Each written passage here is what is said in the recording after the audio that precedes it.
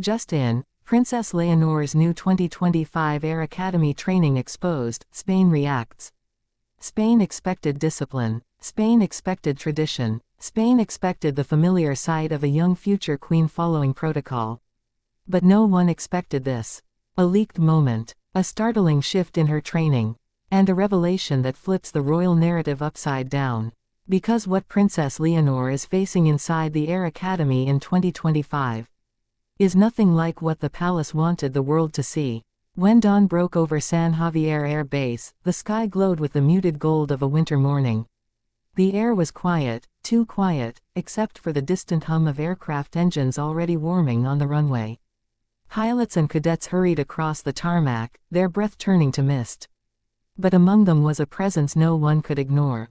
Princess Leonor, future Queen of Spain, barely 20, yet standing straighter, colder, more determined than many of the seasoned cadets at her side.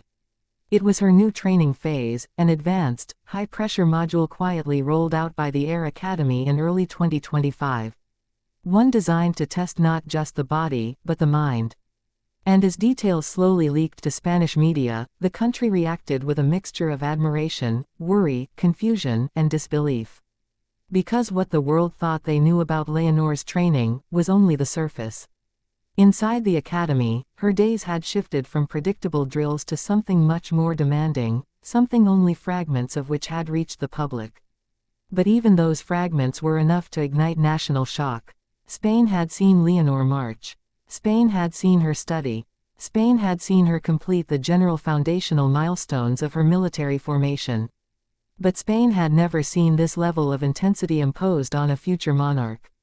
The training was brutal, unexpected, and, according to insiders, deeply emotional for Leonor herself. Yet she never flinched. And this is where the story begins to unfold.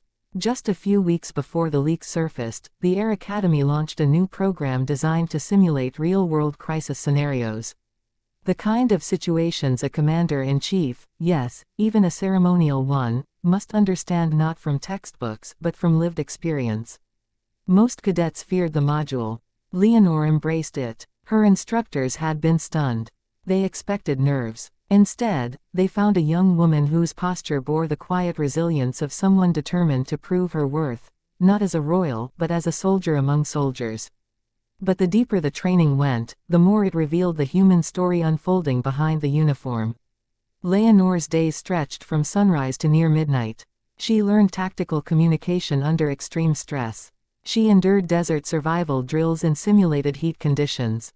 She practiced emergency flight protocols while alarms blared and smoke machines filled the cockpit with haze.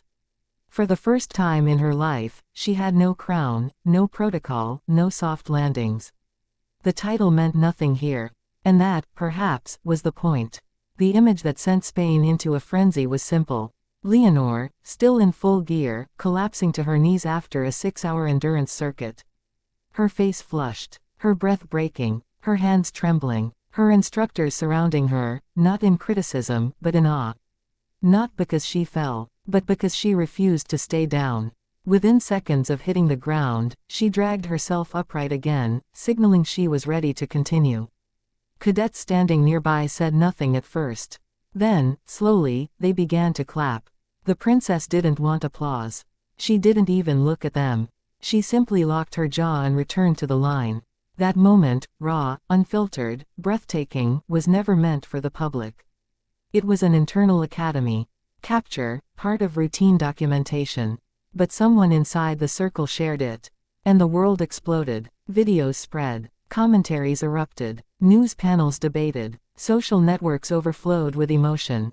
Is she pushing herself too hard? Is the Air Academy imposing unreasonable pressure? Is this genuine leadership, or dangerous performative duty? Spain was divided, shaken, deeply invested. The palace responded with silence. Leonor continued her training. Behind the discipline and the perfectly ironed uniform lay a far more delicate thread of emotion, a thread woven through the royal family itself. King Felipe, himself a former cadet and a man who had endured the same harsh institutions, understood the pressure. He knew the cold floors of military dormitories. He knew the sting of instructors barking orders. He knew the emotional solitude that comes when you're expected to carry your family's legacy on your shoulders. He saw himself in Leonor. But Queen Letizia saw something else. She saw her daughter, her firstborn, her little girl placed under an intensity even she struggled to accept. Insiders whispered that the queen had expressed concern, privately, respectfully, but firmly. That she feared the expectations piling on Leonor were too heavy, too fast, too public. But Leonor insisted. She wanted this. She needed this. She had chosen this path not out of obligation, but out of conviction. Every future queen must prepare. But not every future queen chooses to walk through fire willingly. Sources inside the academy later revealed a particular exercise that was far more demanding than the viral clip suggested. It happened during night flight simulation. A cockpit goes dark. Systems fail one by one. Your heart races. A voice crackles through the headset. Cadet Ortiz, regain control or prepare for emergency descent. Most cadets panic the first time. Leonor, they said, froze for a split second, then something clicked. Not fear, not confidence, focus. She began issuing commands to her co-pilot with a calmness that defied her age. Her voice sharpened, her breathing steadied. She moved through protocol steps with the precision of someone twice her experience. But the simulation threw in a twist. A hypothetical squadron of students was in danger and depended on her ability to lead them through maneuvers. She took command, not emotionally, not hesitantly, firmly, decisively, like a commander. The instructors watching in the simulated tower exchanged looks. They were witnessing something rare. A young woman stepping into her destiny not by name, but by merit. The moment was powerful, revealing, and very real. It was the moment that, according to internal whispers, convinced her teachers that she was not merely participating in the training. She was internalizing it, living it, owning it. When word of her performance spread, first privately, then publicly, Spain found itself emotionally torn. Parents admired her discipline. Young women saw her as a symbol of strength. Veterans praised her courage. But others worried the training was too aggressive, too heavy for someone destined to be a symbolic commander rather than a battlefield leader. The commentaries grew louder. Is the monarchy demanding too much? Is Leonor trying to prove herself at the cost of her health? Is Spain witnessing the making of a true modern queen, or the breaking of a young woman under unfair pressure? But through all the noise, one truth emerged clearly. Spain was watching Leonor evolve. Not as a princess. Not as a ceremonial figure, but as a leader. Late at night, when lights dimmed and cadets drifted into exhausted sleep, Leonor often remained awake. Not out of anxiety, out of reflection. Those who caught glimpses of her described moments where she sat by the window, staring out at the runway lights, thinking deeply. Sometimes writing notes, sometimes just breathing. The weight of her future pressed heavily on her shoulders, but she carried it with a maturity that stunned even her peers. There were days she cried. Days she didn't speak much. Days she pushed herself to extremes. And days she surprised everyone with her resilience. One cadet later told local reporters. She wasn't trying to be the best. She was trying to be worthy of what she represents. That sentiment resonated across Spain.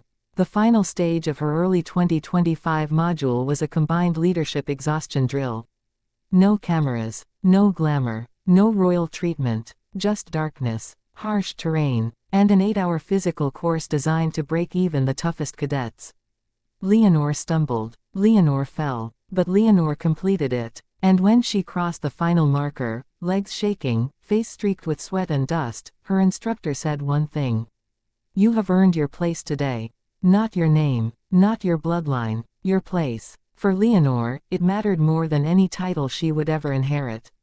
When the story of her training leaked and spread like wildfire, Spain didn't just react with curiosity. Spain reacted with emotion, because this wasn't the polished image of a princess waving from a balcony. This was a young woman being forged in heat. A future monarch learning the weight of command not from privilege, but from challenge. And in that struggle, Spain saw hope, strength, humanity, a queen in the making. Not because she was born to rule, but because she is learning how to lead. As 2025 unfolds, the world will continue watching Princess Leonor's journey through the Air Academy with intense fascination, admiration, and scrutiny. But those who have witnessed her training firsthand say the same thing. She is not the royal Spain expected. She is the leader Spain didn't know it needed. A princess stepping into adulthood. A cadet earning her stripes. A future queen learning the meaning of responsibility. One challenge at a time. And Spain, shaken and inspired, is reacting the only way a nation can. With pride, with concern, with hope, with disbelief. Because the young woman training inside San Javier Air Base is no longer just a symbol. She is becoming something far more powerful. A monarch shaped not by luxury, but by grit. A leader shaped not by ceremony, but by effort. A queen shaped not by expectation, but by choice.